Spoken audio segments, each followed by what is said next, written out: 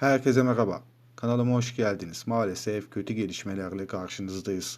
ABD'nin Kaliforniya eyaletinde yerleşim yerine maalesef bir uçağın düştüğü açıklandı.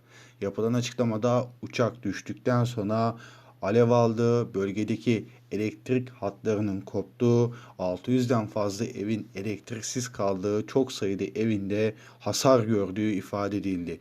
ABD'nin Kaliforniya eyaletine bağlı San Diego'daki El Cajon bölgesinde bir uçağın yerleşim alanına düştüğü açıklandı. Uçak alev alırken elektrik hatlarının koptuğu ifade edildi. Olay yerine polis, kurtarma ve itfaiye ekibinin sevk edildiği açıklandı.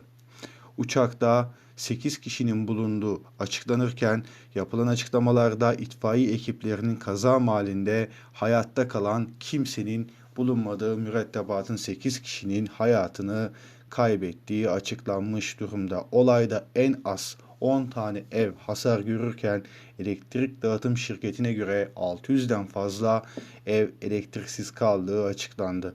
Kazanın nedenine yönelik soruşturmanın da başlatıldığı açıklanmış durumda. Yorumlar sizin. Sonraki videolarda görüşmek dileğiyle. Şimdilik hoşçakalın.